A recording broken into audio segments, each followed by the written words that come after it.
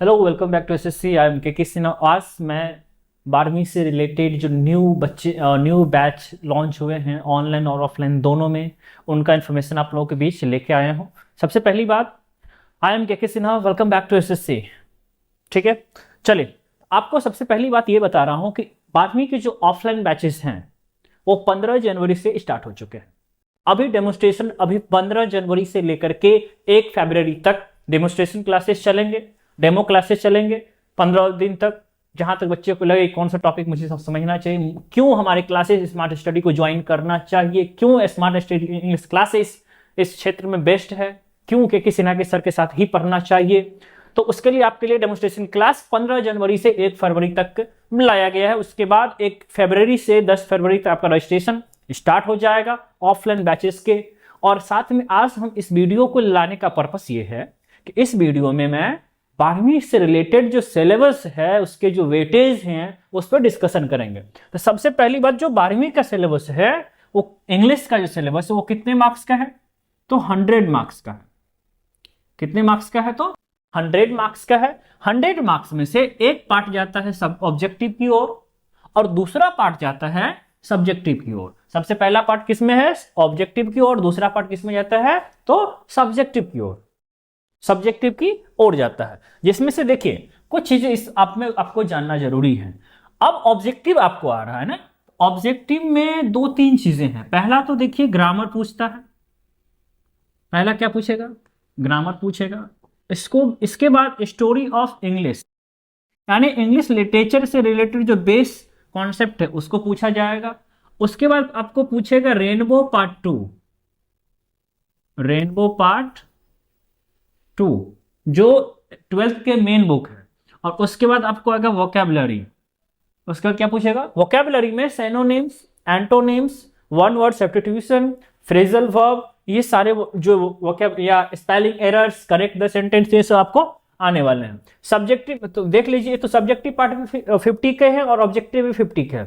तो ऑब्जेक्टिव के पार्ट में कौन कौन से टॉपिक से क्वेश्चन आते हैं? सबसे पहले देखिए,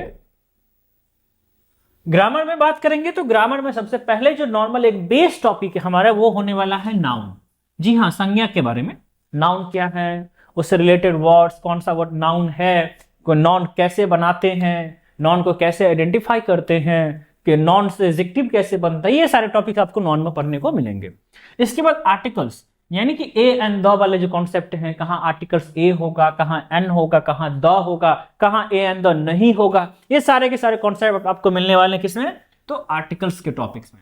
नेक्स्ट इसके बाद है सेंटेंस, अफर्मेटिव, निगेटिव, इंपरेटिव, जो भी एक्सेट्रा जो भी है, ये सारे के सारे इंफॉर्मेशन मिलेंगे आपको ये सेंटेंस में। और सेंटेंस के बेसिस पे ही आप ग्रामर के क्वेश्चंस को बना सकते हैं। नेक्स्ट है वर्ब। ग्रामर का सबसे जो बोन मैरो बोलिए ना, वो क्या है? वर्ब है। वर्ब के बिना ग्रामर अधूरा है। यानी वर्ब यानी कि ग्रामर, ग्रामर यानी कि वर्ब। वर्ब है तो ग्रामर है, वर्ब नहीं है तो ग्रामर नहीं है। पूरा इंग्लिश का कोई जो है अस्तित्व ही नहीं है। इसके बाद है टेंस। टेंस बहुत ही फेमस टॉपिक है।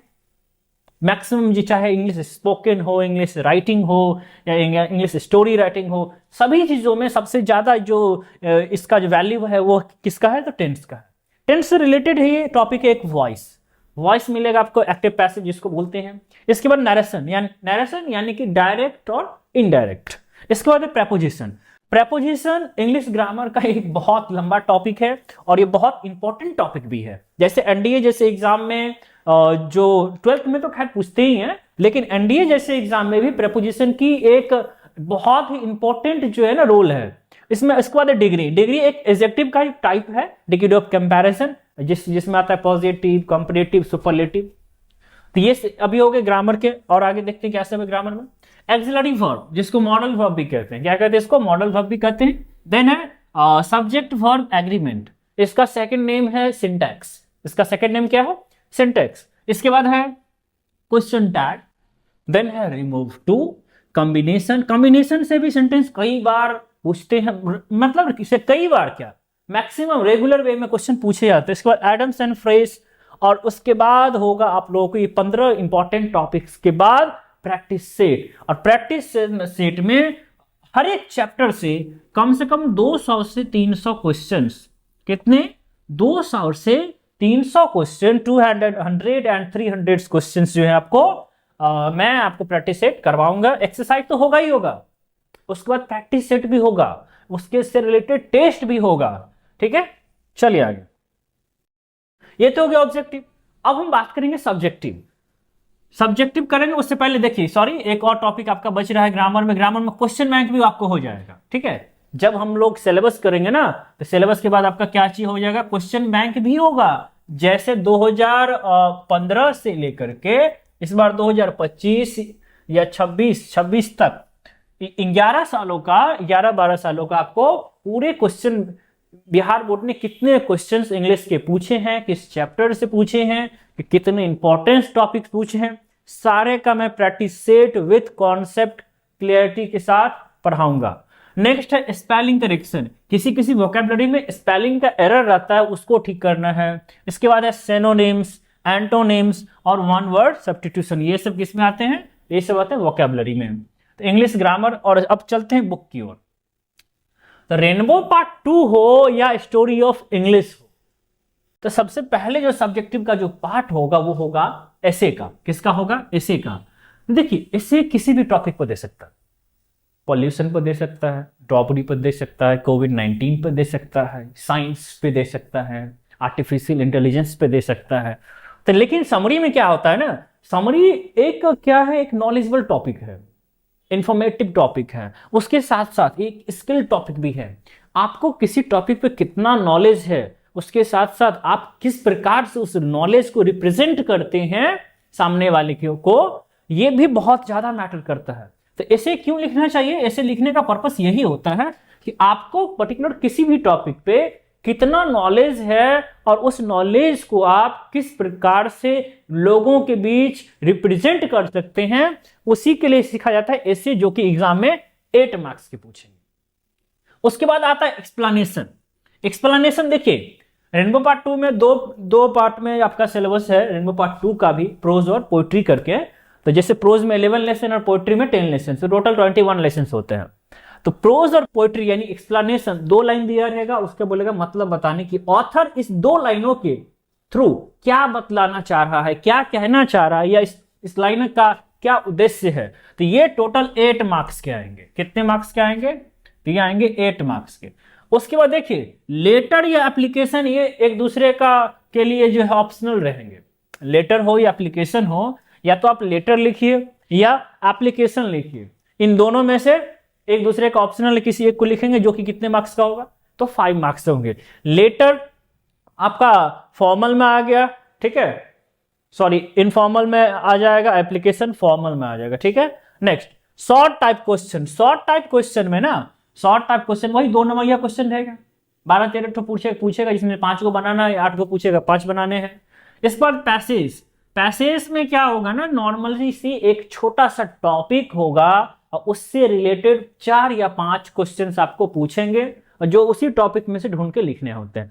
प्रेसिस क्या होता है, तो एक छोटा सा टॉपिक है, उसका हेडलाइन लिखना है कि उस टॉपिक का हेडलाइन क्या होना चाहिए। ठीक है, नेक्स्ट।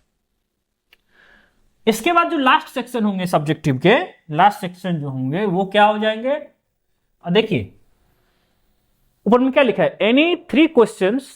तो मतलब ये जो दिख रहा है 1 2 3 4 5 6, इन 6 क्वेश्चंस में से किसी 3 को, तो सबसे पहले क्या पूछेगा आपको, किसी प्रोज से, प्रोज जो 11 प्रोज लेसन्स हैं उनमें से किसी एक पर समरी दिया रहेगा, या पोएट्री जो 10 है उसमें से किसी एक दिया रहेगा।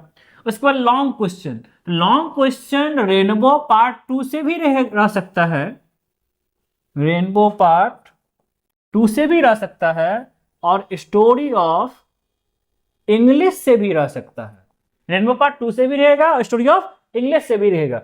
मैच क्या है, तो मैच प्रोज वही, एक तरफ दिया रहेगा कहानी का नाम, दूसरे तरफ दिया रहेगा उसके लेखक का नाम, वही मिलान चिन्ह जो आपको बचपन से करते थे, मिलान चिन्ह, वही मिलाने का काम है।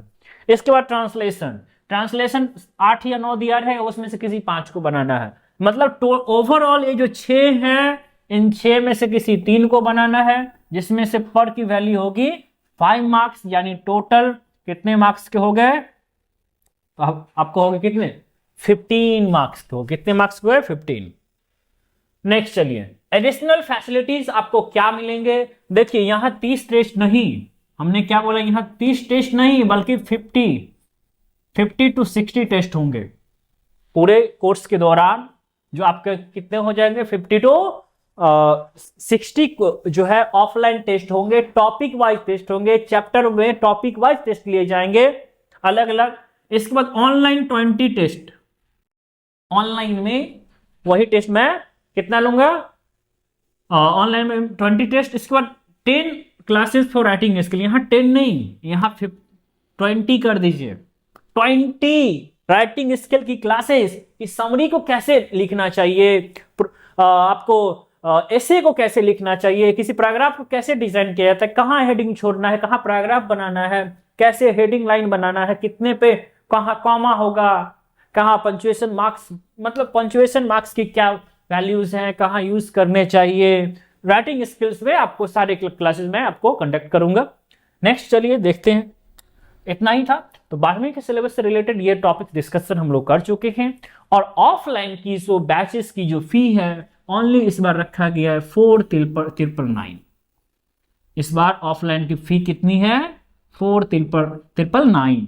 ये ऑफलाइन की फी है, ये फी किसकी है, तो ऑफलाइन की फी है मात्र 4,999 में आप पूरा 12वीं आप पढ़ सकते हैं। और डिजिटल सेटअप के साथ आपको जहां पर भी प्रॉब्लम होगा, ऑनलाइन फैसिलिटीज के थ्रू हो या डॉट क्लासेस हो या रिवीजन क्लासेस हो, जब भी आपको जहां भी क्वेश्चन पूछना है आपको प्रोवाइड किए जाएंगे ऑफलाइन बैचेस के साथ साथ। कुछ क्लासेस आपको ऑनलाइन में भी मिलेंगे, यूट्यूब पे मिल सकते हैं, ऐप में मिल सकते हैं, टेलीग्राम पे आपको नोट्स प्रोवाइड किए जाएंगे, ऑफलाइन नोट्स प्रोवाइड किए जाएंगे। सारे के सारी फैसिलिटीज आपको स्मार्ट स्टडी इंग्लिश क्लासेस दे रहा है 2026 से 27 सेशन के लिए। तो नमस्कार, मिलते हैं नेक्स्ट वीडियो में, नेक्स्ट क्लासेस जब हम लोग शुरू करेंगे उसमें। तब तक के लिए जय हिंद, नमस्ते।